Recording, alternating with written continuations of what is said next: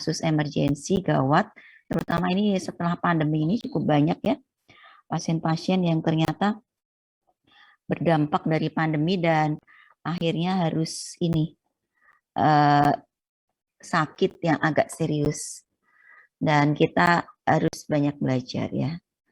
Apa yang perlu kita pelajari di sini mungkin ada kata-kata satu tindakan lebih berarti dari 1000 kata-kata, maksudnya selain kita hanya melakukan edukasi, kita juga perlu memberikan body language atau sikap kita saat berhadapan dengan siapapun yang akan kita berikan edukasi itu dengan hati yang tulus akan terpancar dari ini ya tindak dan perilaku kita, tidak hanya sekedar dari kata-kata, karena kadang-kadang kalau hanya kata-kata orang melihat cuma di bibir gitu ya. Tapi itu semua harus belajar. Menolong pasien satu orang dengan tulus ikhlas sama dengan kita menolong seluruh manusia seluruhnya ya. Kita menolong satu orang dengan tulus ikhlas sama dengan kita menolong semua makhluk Allah. Itu ada di dalam Quran surat Al-Maidah. Menolong satu orang sama dengan menyelamatkan nyawa satu orang sama dengan kita menyelamatkan seluruh makhluk di dunia ini. Sangat beruntung seorang dokter yang bisa melakukan itu ya. Kemudian di sini karena waktunya sedikit, biasanya kalau waktunya agak banyak saya minta tanggapan, tapi kalau waktunya sedikit mungkin akan saya sampaikan seperti ini. Di saat kita sendiri terkena musibah, ya kita sendiri terkena musibah, biasanya kita jadi ingat bahwa oh ternyata pertolongan orang, sikap orang lain yang baik itu ternyata sangat penting atau sangat menghibur kita ya saat kita sendiri dalam kondisi musibah. Tapi kalau kita saat itu sudah terbebas dari musibah, terkadang lupa. Jadi oleh karena saat kita mendapatkan musibah, tolonglah ingat-ingatlah saat itu perasaan kita seperti apa, dan perasaan itulah yang nantinya harus Anda ingat saat Anda berhadapan dengan orang lain yang mengalami musibah ya gitu ya. Sikap orang lain terhadap Anda saat Anda mengalami kecemasan tentu akan bisa dilihat siapa teman sejati Anda. Teman sejati Anda pasti orang yang selalu menolong Anda, memperhatikan Anda di saat Anda kena musibah, bukan saat Anda senang-senang. Oh iya, saat saya akan merayakan apa, saat saya mau traktir orang-orang pada datang. Itu bukan teman sejati. Teman sejati adalah saat dimana Anda sakit, Anda sedang kehilangan uang, sedang tidak punya uang, sedang kelaparan, tiba-tiba ada orang yang datang menemui Anda untuk menolong Anda. Itulah adalah teman sejati. Mudah sekali untuk melihat siapa teman sejati dan siapa bukan teman sejati. Ya, kemudian kalau Anda kemudian di keluarga Anda, mungkin orang-orang yang sangat Anda cintai, adik Anda, orang tua Anda, ya, kakak Anda sedang sakit atau mengalami musibah, pasti Anda mengalami kesedihan yang sangat mendalam, ya. Saya juga sangat merasakan, mungkin beberapa waktu yang lalu suami saya kebetulan sakit, ya, cukup serius, ya, demamnya lama, nggak kunjung sembuh, itu menghujam di dalam hati sini. Sangat-sangat sedih.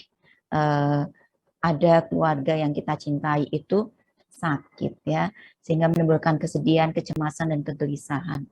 Ada hikmahnya nggak kalau keluarga kita sedang ada musibah? Ada, karena kita jadi termemori, oh seperti itu ya perasaannya kalau kita sedang menghadapi keluarga kita yang sangat kita cintai itu dalam kondisi sakit. Apalagi orang yang kita cintai itu dalam kondisi kritis ya, critical ill, harus masuk ICU, gagal nafas, dan dipasang ventilator.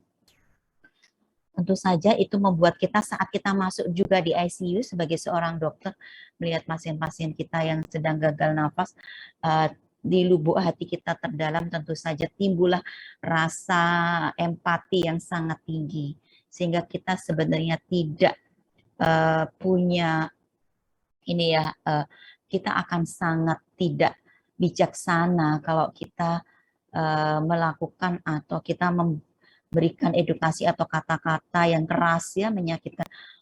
Misalnya sudah dikasih tahu kemarin, ini kondisinya serius, Kemudian orangnya tanya lagi karena bingung. Tapi kita malah membentak-bentak orang itu. Bapak, Ibu kan kemarin udah saya kasih tahu. Kenapa tanya lagi, tanya lagi?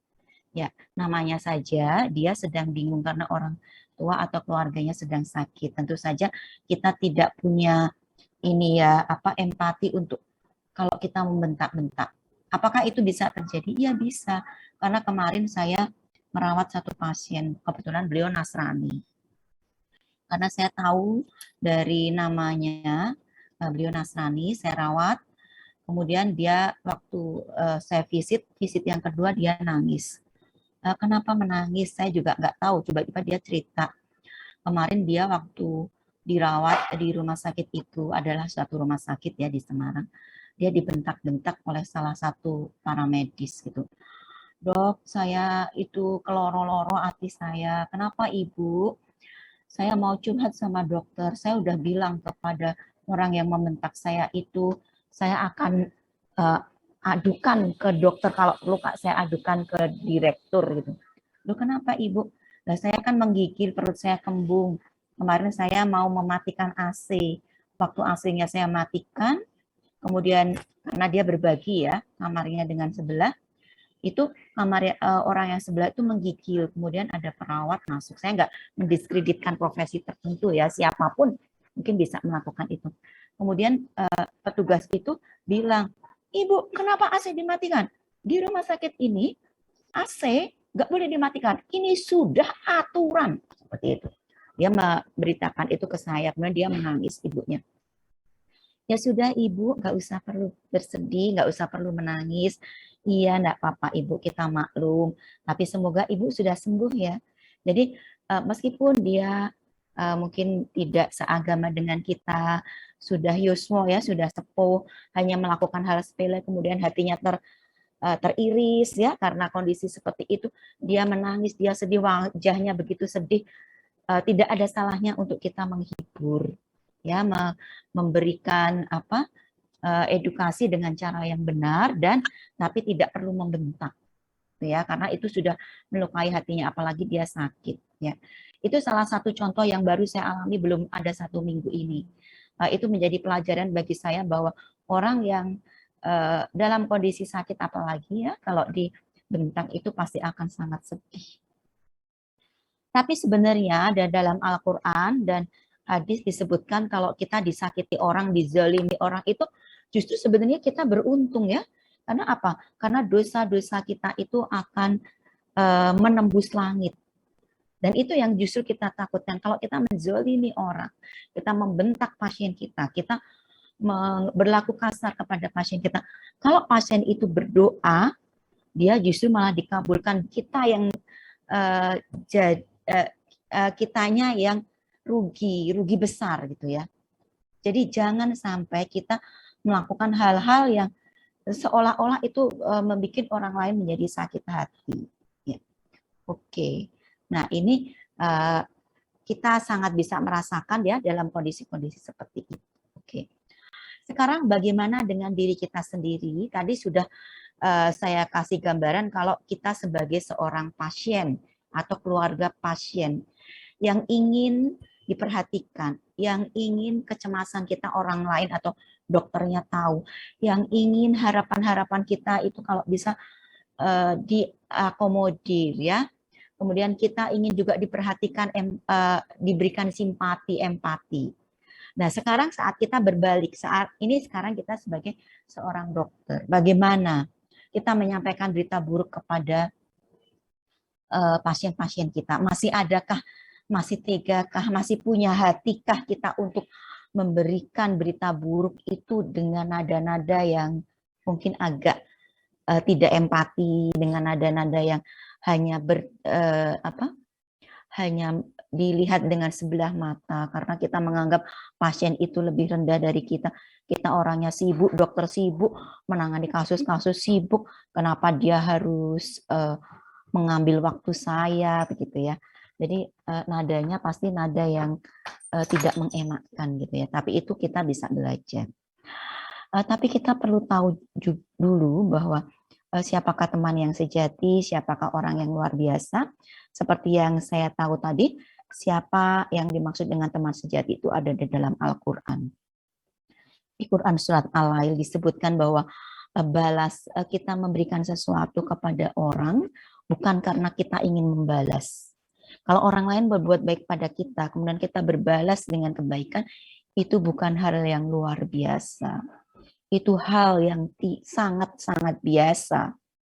Kalau, wah terima kasih sekali ya sudah diberi, kemudian kita memberi, itu hal yang biasa, itu sangat-sangat biasa. Yang luar biasa itu gimana? Yang luar biasa itu, yang pertama itu adalah kita memaafkan pada orang-orang yang sudah pernah menzalimi kita, yang sudah pernah menyakiti kita, maafkan. Itu luar biasa. Kemudian yang kedua, berilah kepada seseorang, pada orang yang justru tidak pernah memberi kepada kita. Kadang kan kita sifat manusiawi ya, saya ingin memberi orang si A, si B teman saya karena dia sering memberi saya. Itu biasa. Tetapi si C sama si D itu nggak pernah memberi saya. Sekarang saya mau memberi. Itu luar biasa ya.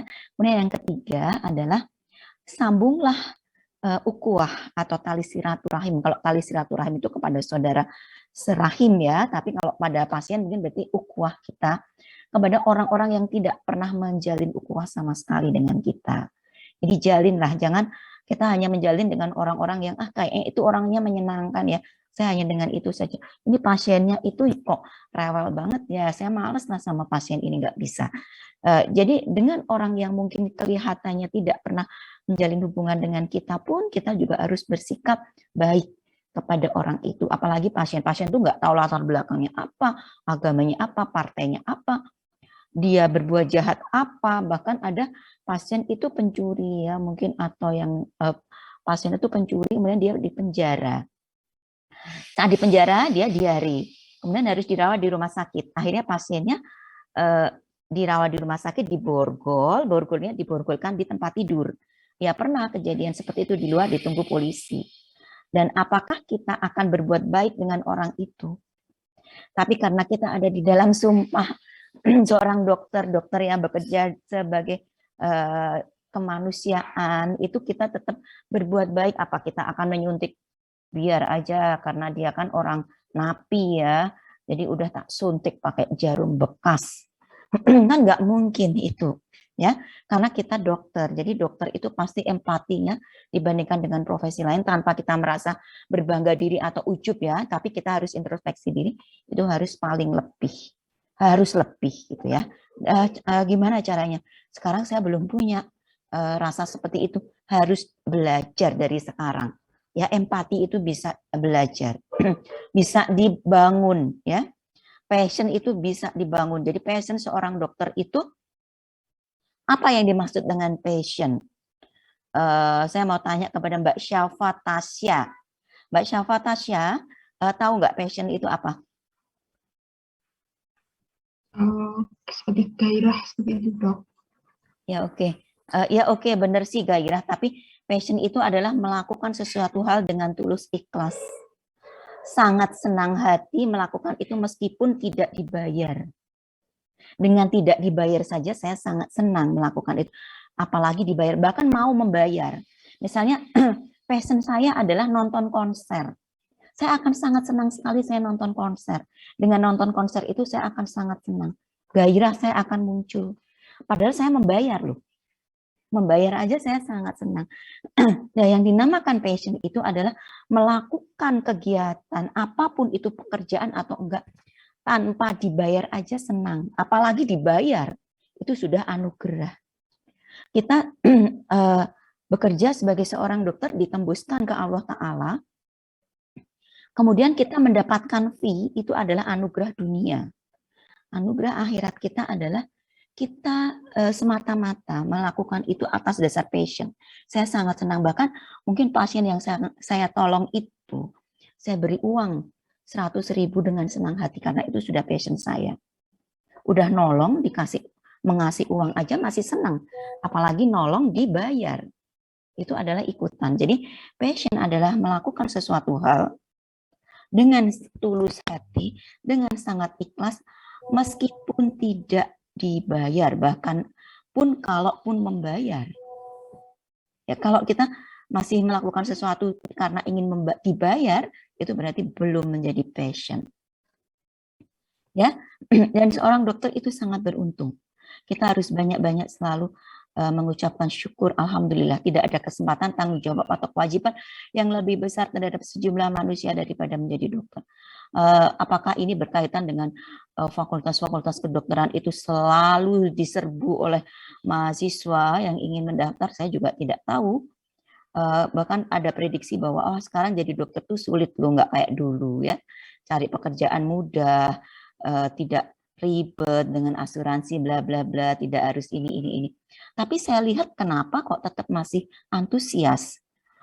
Pikiran positif saya bahwa kelihatannya para orang tua ataupun mahasiswa itu sendiri ingin menjadi dokter karena dia tujuan utamanya adalah ingin mencari pahala, bukan ingin mencari yang lain. Ya, itu adalah positive thinking kita ya. Jadi semoga itu juga terjadi.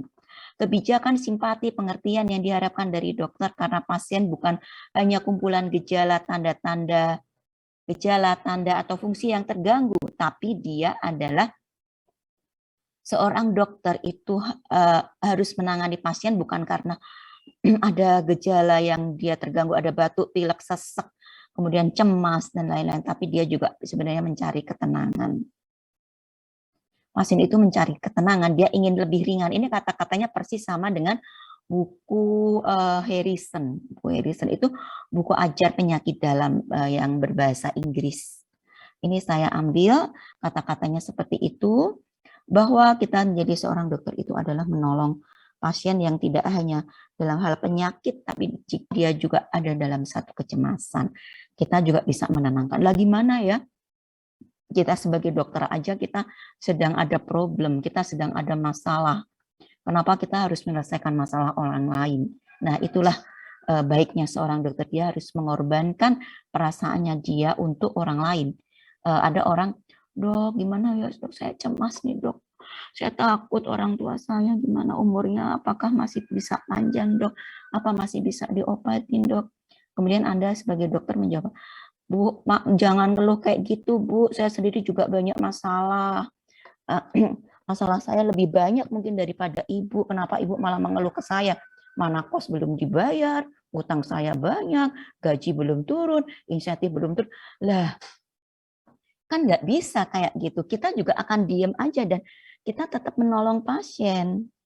Kita tidak bisa membalikkan seperti itu. Loh, saya sendiri juga repot kok Pak, Bu, lebih parah dari itu. Nah, nggak bisa.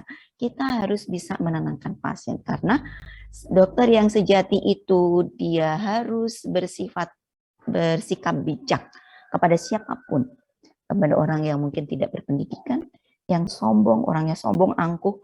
Wah, kemarin angkuh sekali orang itu. Sekarang saya nggak mau tolong. Biar aja. Ngapain kita ngurusin kesombongan dia ya? Biar aja, nggak apa-apa. Makanya kalau kita lihat mungkin di dunia maya atau apa ya, kebanyakan dokter itu seringnya nggak banyak protes karena biasanya memang empatinya udah tinggi. Tapi kalau mau protes, saya itu protes yang profesional, tidak perlu protes yang terlalu ini ya, atau mungkin kita menyampaikan protes kita melalui jalur yang benar. Ya, bahkan pada orang yang mungkin dia narapidana, dia orang yang pencuri sekalipun ya, kita tetap harus memberi perhatian. Ini saya ambil dari Harrison Principle of Internal Medicine. Ini buku yang sering saya baca. Harapan masyarakat terhadap seorang dokter mampu mengobati secara mutakhir, jelas, teliti, terampil. Kalau bisa mengobati itu tes, bagus. Ini laboratnya segera diobatin. Kalau dia perlu transfusi segera. Harapannya sih seperti itu ya, terampil. Kemudian mampu mendengarkan, menghormati pendapat pasien, berlaku santun, berkomunikasi dengan baik, menyimpan rahasia, bersifat jujur dan mempunyai integritas. Yang saya kasih merah, mampu mendengarkan, menghormati pendapat pasien.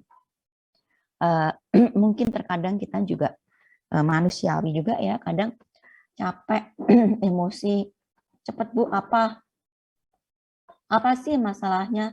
Nggak usah lama-lama dan cepat apa gitu. Tapi kata-kata seperti itu bisa juga dengan lebih halus.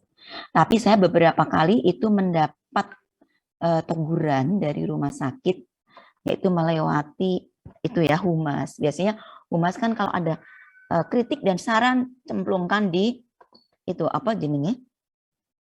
Ada tempatnya itu dicemplungkan. Saya pernah kalau enggak 2 kali saya mendapatkan ini apa teguran pasien itu mengeluh. Yang pertama itu pasien itu memang benar-benar apa ya, jadi anaknya itu benar-benar ini ya apa, kalau saya boleh agak ngomong agak kasar ya, dia itu ceriwit ya, udah diterangin masih tanya lagi, udah diterangin tanya lagi, tidak dalam hari itu saja, kemarin hari ini seperti itu ke saya dia ngedrel terus kayak gitu, padahal saya sendiri kan juga banyak kerjaan. Akhirnya saya dengarkan dia bicara sambil saya nulis di satu bangsal di Rumah Sakit Sultan Agung.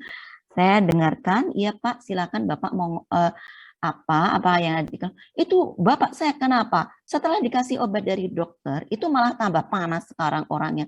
Itu saya sering sekali mendapatkan komplain seperti itu. Mungkin itu sesuai dengan kultur ya, kultur di daerah sini, mungkin Pantura itu seperti itu ya, keras, tapi Anda juga harus memahami itu. Tapi saya sekarang sudah cukup enjoy, karena saya sebenarnya kultur ini baru bagi saya, tapi saya sudah cukup enjoy, saya sudah cukup hafal kalau ada pasien yang mengeluh, bukan Pak, bukan karena obatnya. Kebanyakan orang itu dia suudon karena obatnya, gara-gara obatnya malah tambah parah gitu. Saya udah terangkan berkali-kali masih seperti itu terus. Akhirnya dia ngomong, saya nulis karena supaya kerjaan saya selesai. Ternyata orang itu mengadukan perbuatan saya itu ke humas. Misalnya, dokter Ana pada jam sekian, sekian, sekian, saya menyampaikan keluhan malah tidak didengarkan, tapi malah menulis kayak gitu. Saya juga agak kaget waktu itu. Oh ya udah. Setelah itu saya menjadi paham bahwa mungkin tidak semua orang bisa memahami kita. Egoisme dia itu melebihi segala sesuatu, tapi kita tidak bisa menyalahkan pasien dengan kondisi seperti itu. Jadi di kemudian hari, kemudian saya selalu bilang, maaf ya Ibu, Ibu tetap saya dengarkan, tapi sekaligus saya nulis ya, saya ngetik sekarang di komputer kan, karena sekarang sudah paperless ya, dengan e-press, dengan paperless, jadi mendengarkan pasien sambil mengetik di komputer, karena sekarang e-press, meresepin pun e-press ya, ERM juga pakai komputer, pasti nulis, ngomong aja, maaf ya. Pertama itu, yang kedua, ada pasien di ICU, saya tunggu-tunggu keluarganya nggak datang, dia mau konsultasi. Padahal udah malam sekali, saya habis pergi, udah jam 10 mungkin 10 malam, nggak datang pasiennya, keluarganya yang mau konsultasi. Saya tunggu 10 menit, 15 menit, saya keluar sampai lift, saya udah ditunggu keluarga ya. Di depan lift nyagatin, dok saya yang mau konsultasi dok. Aduh iya Ki, saya udah maaf ya Bu, ini udah terlalu malam. Oke Bu, nanti kalau Ibu mau konsultasi biar bisa by phone, dan bisa by phone nanti bisa Bu konsultasi karena ini sudah terlalu malam atau besok. Kemudian alhamdulillah kondisi orang tua Bapak atau Ibu itu stabil, nggak apa-apa Bu ya, begitu ya. Saya lari masuk lift turun, ternyata dia mengadukan saya ke humas, bilangnya dokter Ana nggak mau diajak konsultasi karena malah lari masuk ke lift gitu. Padahal saya udah memberitahu kondisinya stabil. Nah itu 2 kali itu saya selalu ingat sekali. Ya nggak apa-apa, oke, kita nggak perlu menaruh dendam. Kemudian yang berikutnya, kata-kata yang tepat untuk kita berikan kepada pasien ya.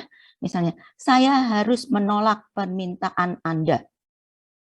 Bisa kita ganti dengan, saya akan berada di luar kota pada hari di mana Anda memerlukan saya. Mohon maaf ya, kemarin saya masih di luar kota menengok ibu saya. Biasanya paham pasiennya. Sering ngedrel di WA ya, waduh, itu rame ya WA. WA seorang dokter itu kalau kita mau berbagi itu rame karena pasti konsultasi ini itu gitu ya. Mohon maaf ya, mungkin saya agak terlambat membalas WA-nya karena saya di luar kota. Kami harus menolak lamaran Anda. Posisi ini sudah terisi. Beda kan? Saya akan tolak, nggak terima. Beda dengan, maaf ya, posisi itu sudah terisi. Dia mungkin tidak sakit hati. Saya tidak dapat mengabulkan permintaan Anda. Hubungi kami kembali kalau Anda sudah berhasil. Misalnya kata-kata ini sederhana, tapi ini ternyata cukup efektif untuk meredakan emosi, karena dengan emosi pasien itu adalah jalan menuju pasien itu menuntut kepada pengacara untuk menuntut kita sebagai malpraktek. Ya, kalaupun kita melakukan salah, kemudian kita minta maaf dan kita berlaku bagus, yang harusnya malpraktek yang bisa dia laporkan itu bisa menjadi nggak malpraktek gitu ya. Jadi saya belajar, kita semua harus belajar ilmu komunikasi. Karena seorang dokter, 5-star dokternya, salah satunya adalah communicator. Gimana saya seorang pendiam, nggak bisa ngomong. Saya tapi jadi dokter, ingin jadi dokter yang baik. Tapi saya pendiam, nggak bisa ngomong. Bisa dilatih. Dan contohnya adalah, ya kembali lagi, saya bisa ngambil contoh saya sendiri. Saya itu semua dulu tuh pendiam sekali. Dan saya nggak tahu kenapa saya bisa jadi dosen. Kalau Anda ketemu dengan teman-teman saya waktu kuliah, mungkin waktu SMA, muridnya dokter Ana ya, iya. Bisa jadi dosen dia, gitu pasti akan seperti itu karena saya dulu pendiam, nggak pernah bisa ngomong kayak gitu ya. Tapi ternyata kita bisa belajar, ya. Apalagi ini mahasiswa sekarang itu pada pinter ngomong, pidato, latihan debat ya, lomba debat, lomba pidato itu pada nomor 1 juara-juara. Nggak cuma bahasa Indonesia, malah bahasa Inggris. Jadi kemampuan berkomunikasi Anda saat Anda pintar ngomong ya, pintar bicara, tolonglah juga dipakai untuk kemampuan Anda berkomunikasi dengan pasien Anda. Apalagi pasien Anda yang membutuhkan di saat pasien Anda itu dalam kondisi susah dan terkena musibah. Hubungan dengan pasien ditentukan seberapa jauh kita bersedia terlibat dalam situasi emosional pasien. Diperlukan keterampilan profesional dalam melakukan hubungan dengan pasien. Menumbuhkan empati, caranya gimana? Konsentrasi, memusatkan perhatian dan meningkatkan kepedulian. Ini perlu belajar, peduli, menganggap orang lain itu penting dan meningkatkan kepedulian. Caranya gimana? Seseorang yang peduli itu, orang yang sudah kepeduliannya dia sudah hampir mencapai 100% itu bisa dititeni dengan cara saat dia mengangkat telepon. Saya agak menyesal beberapa waktu yang lalu saya mengangkat telepon, ada apa ya Pak ya? Ternyata dia dosen saya. Nah, saya kira ini nomornya berapa. Jadi setiap kali mengangkat telepon siapapun telepon itu harus tetap bersikap ramah. Terkadang saya juga masih seperti itu. Halo, saya mau tanya, kemarin pasien ini dibentak kayak gitu. Maaf Mbak, saya dokter. Oh dokter Ana ya, maaf dok. Jadi berubah nada bicaranya. Padahal seharusnya kalau kita benar-benar peduli, sejak awal itu sudah sama nada bicaranya. Enggak setelah dikasih tahu, saya dokter Ana Mbak. Oh dokter Ana ya, jadi halus kata-katanya. Ya, dan seorang yang peduli itu bagaimana caranya? Kita memperlakukan sama pada orang yang mungkin kedudukannya paling rendah. Saya tidak mendiskreditkan tukang taman ya, tukang kebun. Kita mempunyai nada bicara yang sama antara tukang kebun dengan direktur pada perusahaan itu.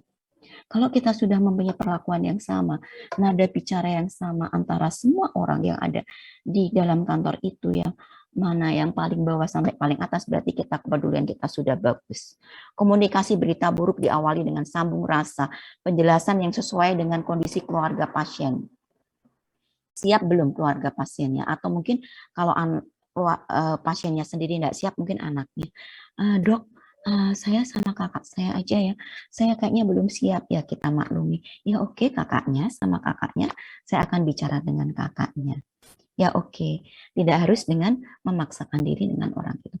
Sampaikan berita dengan jujur, dilanjutkan dengan disertai nasihat dan sugesti. Nasihat dan sugesti ini penting dengan harapan pasien dan keluarga dapat menerima kenyataan dan melanjutkan langkah-langkah selanjutnya yang dilakukan. Akan terlihat sekali kok pasien yang denial atau yang tidak. Saya baru ketemu pasien kemarin, gulanya tinggi sekali sampai dengan 500, tapi saya tahu dia denial. Dia tidak sebenarnya menolak dengan kondisi yang ada. Dok, saya gula darah tinggi, tapi bukan nggak apa-apa kan dok? Saya nggak ada masalah kan dok? Gula darah tinggi saya ini cuma sesaat kan dok? Dia sudah seperti itu duluan. Nah, kita juga harus membalas itu dengan bijak. Karena kelihatan orang yang atau menerima dengan, ya dok saya sudah terima kalau saya diabetes, karena orang tua saya juga diabetes. Nah itu berarti dia udah menerima. Tapi kalau dia, cuma sesaat ini kan dok, saya ini kan dok, berarti dia masih denial. Kita juga harus sabar kayak gitu. Bapak itu kok nggak percaya toh sama saya, pun jelas gula darahnya 500 kok masih seperti itu. Nggak usah seperti itu. Justru itu akan menjadi kontraproduktif, nggak perlu. Ya. Kemudian yang berikutnya, hal yang perlu diperhatikan bahasa sederhana. Lihat latar belakang pasien. Jelaskan dengan singkat masalah yang terjadi dan kemungkinan penyebab serta prognosisnya. Mohon maaf ya Bapak Ibu, sekarang sudah terpasang ventilator untuk orang tua Anda.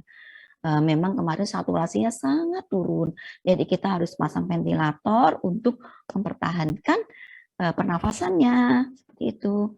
Ventilator itu alat bantu nafas ya. Saturasi adalah kandungan oksigen yang ada di dalam peredaran darah Bapak. Gunakan kata-kata sederhana. Jangan, wah kita kan profesional, kita kan orang medis, kita pakai bahasa intelek dong. Ya nggak bisa. Saat kita bicara, ini prognosisnya survival years. Rate-nya 5 tahun apa survival years?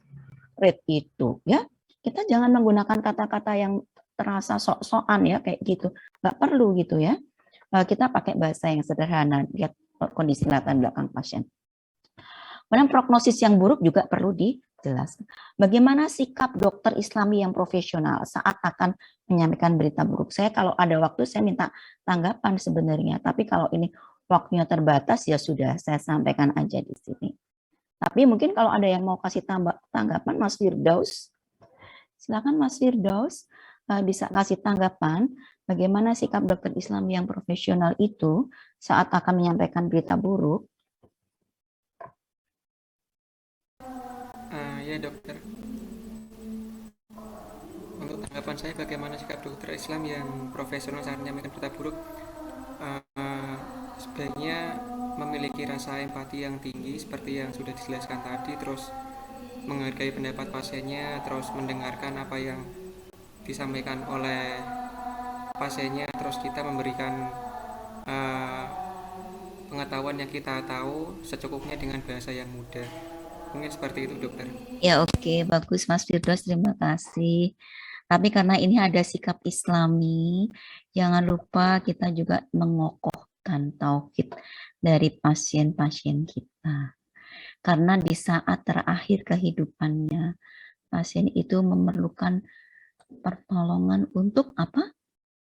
Husnul khotimah. Itu yang insya Allah menjadi ladang amal pahala kita semua. Ya, di saat akhir kehidupannya pasien itu membutuhkan pertolongan, siapa tahu ternyata yang bisa menolong dunia akhirat itu adalah dokter yang saat ini merawat. Ya, itu yang bisa terjadi ya. Oke, makasih ya Mas Firdaus penyampaian berita buruk. Dimulai dengan komunikasi yang baik tadi care ya, comfort, acceptable, ya, peduli, empati, care itu singkatan dari itu.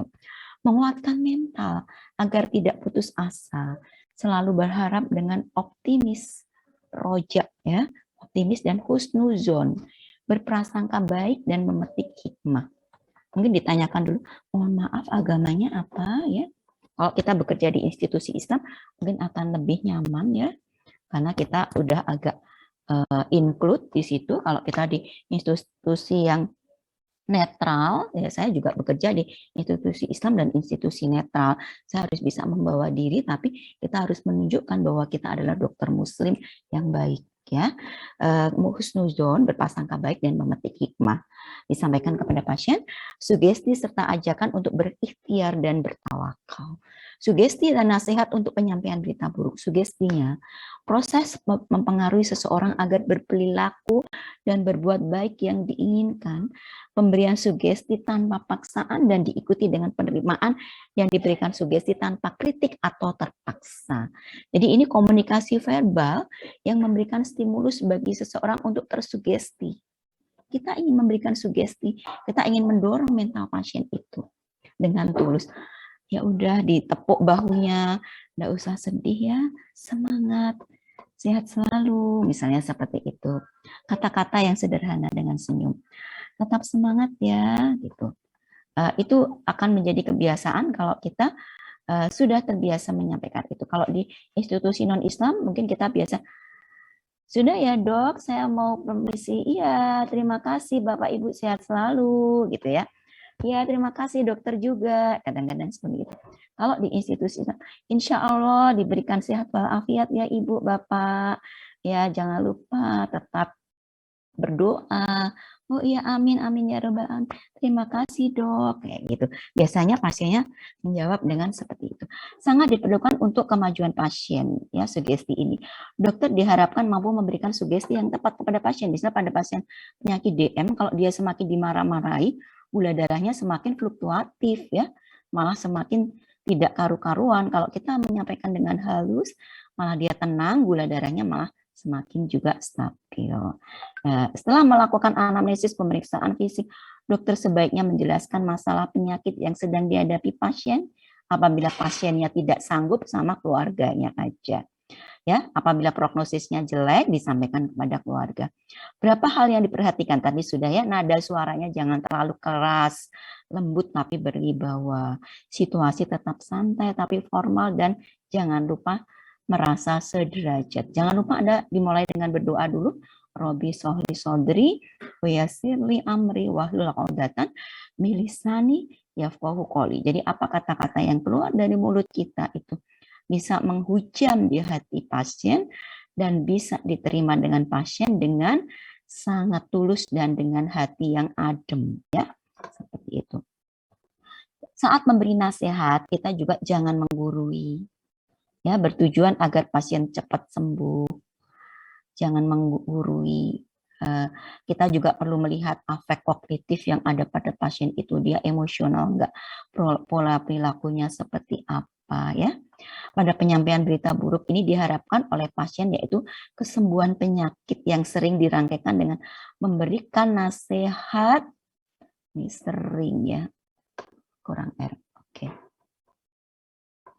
Memberikan nasihat ya, diawali dengan sambung rasa, nasihat dan sugesti yang kekecewaan dan keterpakuan pada berita yang disampaikan seringnya pasiennya kayak terbengong-bengong kayak gitu, dia kaget, dimaklumi saja. Kita lihat ekspresi dari pasien saat kita, mohon maaf Ibu, Bapak, ternyata Ibu atau Bapak, orang tua Bapak Ibu itu terkena kanker ganas. Siapa sih yang tidak kaget? Pasti dia gugup, pandangan matanya terbelalak, dia gemetaran, itu hal yang biasa. Dan Anda, kalau Anda bijak, Anda bisa mengamati pasien yang dalam kondisi seperti itu. Sehingga ke depan Anda memberikan sugesti yang lebih dalam. Kemudian jangan sampai itu menghambat. Kadang orang ada yang pingsan ya. Ternyata orang tua Anda itu kena kanker. Apa dok? Dia langsung nangis. Kalau bahasa Jawa niki geru-geru. Nangisnya itu nangis apa ya? Meraung-raung. Kemudian dia pingsan. Sangat mungkin itu akan ditemui. Tapi Anda sebagai dokter yang berwajah tenang, teduh ya, saat menyampaikan itu, meskipun di dalam hati Anda juga berkecamuk. Kalau Anda di posisi dia, mungkin juga Anda berkecamuk, sama kan? Seperti itu kan? Berkecamuk juga kan? Saya coba terapkan saya di posisi dia. Pasti saya juga akan terperanjat sama. Jadi merupakan hal yang cukup berat kalau kita menyampaikan berita buruk kepada pasien. Meskipun kita sudah jadi dokter yang sudah berpuluh-puluh tahun, sama aja kita juga merasa seperti itu. Seharusnya terapkan pada diri Anda lebih dahulu baru bisa menyampaikan pada orang lain. Ya, jadi kalau kita diperlakukan seperti itu aja juga sudah sedih, berarti waktu kita menyampaikan berita itu juga orang lain sudah bersedih. Nah, komunikasinya gimana? Kita melihat pada surat Al-Asr ayat 3. Saling berpesan watawasobil haki watawasobis sober, ya. Saling berpesan dengan kebenaran dan kesabaran. Saya sudah menyampaikan dengan benar kok. Iya, benar, tapi perlu sabar. Ya. Quran surat Al-Lail itu apa? Bunyi kata-katanya. Berilah sesuatu, ciri-ciri orang yang bertakwa. Ciri-ciri orang yang bertakwa itu apa? Ciri-ciri orang yang bertakwa itu adalah memberi karena memang punya niat memberi. bukan memberi atas dasar balas jasa. Itu ciri-ciri orang yang bertakwa, memberi atas dasar ketakwaan, bukan memberi atas dasar balas jasa. Berarti orang yang berbuat baik sama kita nggak perlu dibalas dong. Ya perlu, nggak apa-apa, tapi diniatkan atas ketakwaan kita, bukan atas dasar kita membalas jasa. Maksudnya, dia orang baik, orang yang tidak pernah berbuat baik sama kita aja, kita perbuati baik, apalagi orang selalu berbuat baik sama kita. Tentu kita berbuat baik lebih baik daripada itu. Kemudian menguatkan mental dengan Quran surat Fusilat 51. Dan apabila kami memberikan nikmat kepada manusia, ia berpaling dan menjauhkan. Manusia itu tiada jemu mohon kebaikan, dan jika mereka ditimpa malapetaka, maka ia menjadi putus asa lagi putus harapan. Saat dia ditimpa masalah, dia putus asa. Aku pingin, naudzubillah ya, pingin bunuh diri, pingin masuk sumur, pingin ini, itu adalah tanda-tanda orang yang kurang beriman. Anda perlu menguatkan mental pasiennya. Di saat dia kena musibah, dia ingat sama Allah. Di saat dia gembira, dia tidak ingat.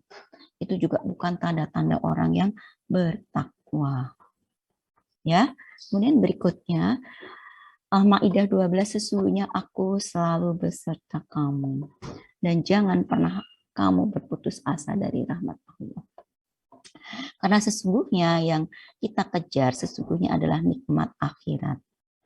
Nikmat akhirat yang juga bisa kita rasakan di dunia ini. Insya Allah. Bahagia dunia akhirat. Insya Allah ya. Kalau kita berbuat baik kepada orang, akan juga mendapatkan kebahagiaan. Kalau kita sering membahagiakan orang lain, tanpa kita ingin balas jasa dari orang itu, Allah langsung justru yang akan membalas kebaikan-kebaikan kita.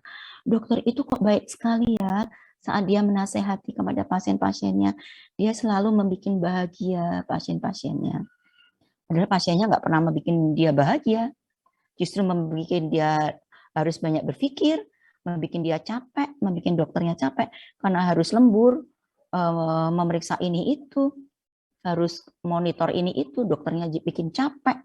Tapi kenapa dokternya itu selalu membuat bahagia pasiennya? Karena dia termasuk dokter yang bertakwa. Karena dia sudah yakin bahwa apa yang dia berikan kebahagiaan kepada orang lain, dia tidak berharap dari kebahagiaan dari pasiennya, dia tidak berharap kebahagiaan dari dosennya, dia tidak berharap kebahagiaan dari atasannya, tapi dia berharap kebahagiaan dari Allah semata. Kalau kita yakin dengan itu, gampang aja. Kita mendoakan orang lain tanpa orang itu tahu kalau kita doakan. Itu justru akan berbalik pada kita, insya Allah ya. Berbaik sangka, meyakini Tuhan dari sisi positif, akan membuat Tuhan tidak akan pernah berlaku negatif. Lebih tepatnya kita tidak akan merasa bahwa Tuhan sudah berlaku negatif pada kita. Ini tetap kita belajar. Aku bergantung bagaimana cara hambaku memandang. Saya berpikir positif. Wah, pasti pasien saya itu marah sama saya. Ini kadang saya juga masih berpikir karena saya datang terlambat. Itu kita nggak perlu kayak gitu. Kita harus berpikir positif. Insya Allah pasien saya itu hatinya adem-adem, memahami kalau saya datang terlambat karena saya harus ngajar mahasiswa dulu. Saya jadi datang terlambat 30 menit, 1 jam. Pasiennya jadwal saya harusnya jam 10, saya datang jam 11. Pasien-pasien itu pada marah sama saya, kayak gitu ya. Kadang saya juga berpikiran kayak gitu. Karena memang tidak, waktu harus ngajar dulu, harus rapat dulu, harus ini dulu. Saat datang, maaf ya, saya terlambat. Nggak apa-apa dok, kita juga tahu kok kesibukan dokter. Setiap kali bertemu, maaf ya, saya terlambat. Kayak Rabu kemarin, saya terlambat karena saya harus webinar sampai jam 1. Saya kira jam 12. Saya janjiin pasien, saya praktek jam 10, saya harus praktek jam 1. Saya bilang ke perawatnya, maaf ya mbak, saya agak terlambat nih jam 1. Nggak apa-apa dok, hati-hati di jalan, kayak gitu. Sampai di sana saya lihat mimik muka pasien, saya kira kereng-kereng ya, karena saya yang namanya dimarahin pasien tuh udah biasa. Dok, datang kok jam segini, bikin saya capek dari jam 10 nungguin dokter kayak gitu. Itu sebenarnya udah bikin kita sakit hati juga ya kalau pasien bilang kayak gitu. Tapi kita selalu berpikir baik. Moga-moga pasien-pasien saya memahami saya. Benar waktu datang, maaf ya Bu, udah menunggu saya. Nggak apa-apa dok, kita sudah maklum kok. Kalau banyak pekerjaan, nggak apa-apa kok dok, saya juga sudah menunggu kayak gitu. Ternyata jawabannya luar biasa. Coba terapkan aja pada diri Anda ya. Hadis di atas menganjurkan kita agar selalu berbaik sangka kepada Allah dan berpositif thinking. Dan sebaiknya bila kita selalu memandang Allah, maka sisi itulah yang mewarnai kehidupan kita. Memetik hikmah. Hikmahnya apa? Setiap kejadian betapapun pahitnya, pasti akan menyisakan hikmah yang begitu besar. Hal itulah yang diajarkan oleh Allah Subhanahu wa Ta'ala melalui kalamnya, agar kita tidak putus asa atas sesuatu yang hilang dan tidak berbangga diri ketika ada, supaya kamu jangan berputus asa. Jadi ajakan bertawakal kepada pasien. Mari Ibu, meskipun tadi saya sampaikan ya, sudah gagal nafas, sudah harus pakai alat bantu nafas, tapi kan kita punya Allah ya Bu. Nah itu ciri khas dokter muslim. Kita punya Allah ya Bu. Saya berikhtiar secara lahir batin saya sebagai seorang dokter, saya akan berusaha sebaik-baiknya dalam menolong secara medis, tetapi Anda sebagai anaknya jangan lupa tetap berdoa, tetap mendoakan orang tua. Kita nggak tahu umur pasien ya, tentu saja itu akan menenangkan pasien. Tawakal, ikhtiar, dan tawakal. Tawakal dimulai dari awal ya. Pasrah, ikhtiar, dan pasrah. Ciptakan ketergantungan pada Allah. Hanya Engkaulah yang kami sembah dan hanya kepada Engkaulah kami mohon pertolongan. Iya karena budua, iya karena stain ya. Hanya kepada Engkaulah kami sembah, kami menyembah, dan hanya kepada Engkaulah kami mohon pertolongan. Komunikasi, penyampaian berita buruk, hubungan dokter pasien harus bagus. Kita harus mengingat aspek hukum. Kalau kita menyampaikan berita buruk dengan baik, insya Allah tidak akan ada aspek hukum di belakang kita yang mengintai kita ya. Kalau kita menyampaikan secara asal-asalan, kita salah ngomong, kita ngomong yang nggak benar, kita malah dituduh obat-obat yang kita berikan justru akan memperburuk pasien. Oh, gara-gara dikasih obat ini, orang tua saya makin tambah jelek, makin tambah buruk. Jadi setiap saat Anda harus menyampaikan berita itu kepada pasien dengan cara yang benar. Ini saya kasih obat antibiotik, tujuannya untuk menghilangkan demamnya, bukan malah justru menambah penyakitnya, karena memang penyakitnya aja sudah serius, sudah sejak masuk leukositnya sudah 30.000 misalnya seperti itu ya. Aspek hukum. Kemudian aspek amar ma'ruf, kita sebagai manusia khalifah utusan Allah ya di dunia harus selain beramar ma'ruf dan memberikan hikmah-hikmah yang baik. Tetap cool, baik hati kepada siapapun meskipun COVID. Ya dengan COVID ini makin melanda, tidak karu-karuan ya, banyak sekali hikmah-hikmah yang bisa diambil dari COVID ini, tapi kita tetap cool, baik hati. Kemarin crowded, nggak karu-karuan, dokternya semua terkena, dokternya terimbas karena ketularan pasien. Kita memakai APD yang benar, kita juga menghargai pasien, memberi empati, simpati kepada pasien. Saya kira itu waktunya sudah habis. Mungkin kalau ada pertanyaan bolehlah satu ya, silahkan. Mas Komtingnya ada? Ji, ada dok. Ada yang bertanya nggak Mas? Jelas nggak tadi kuliahnya?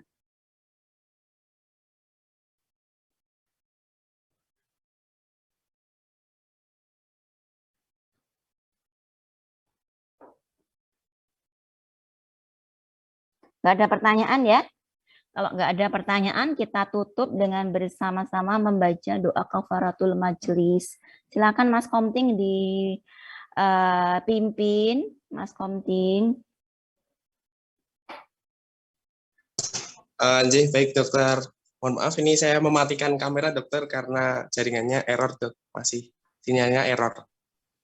Kasihan ya Mas, masih error jaringannya. Ji dokter, dari kemarin ini dokter masih error terus. Saya pimpin untuk tutup Ji dokter. Sebelum mengakhiri kuliah pakar pada pagi hari ini, marilah kita menutup bersama dengan membaca doa kafaratul majelis supaya ilmu yang tadi sudah diberikan dapat kita gunakan sebagai nantinya saat kita sebagai dokter. Amin. Berdoa dimulai. Alhamdulillahirabbil alamin. Subhanallahumma wa bihamdika asyhadu an la ilaha illa anta astaghfiruka wa atubu ilaik. Oke. Selesai, Dokter. Iya. Ya, terima kasih. Semoga bermanfaat. Kalau ada hal-hal yang kurang berkenan ya atau kurang pas atau ada kekurangannya, mohon maaf. Wabillahi taufik wal hidayah. Assalamualaikum warahmatullahi wabarakatuh. Waalaikumsalam warahmatullahi wabarakatuh. Terima kasih. Sama-sama, sehat-sehat, Terima kasih, dokter. Ya, amin. Terima kasih.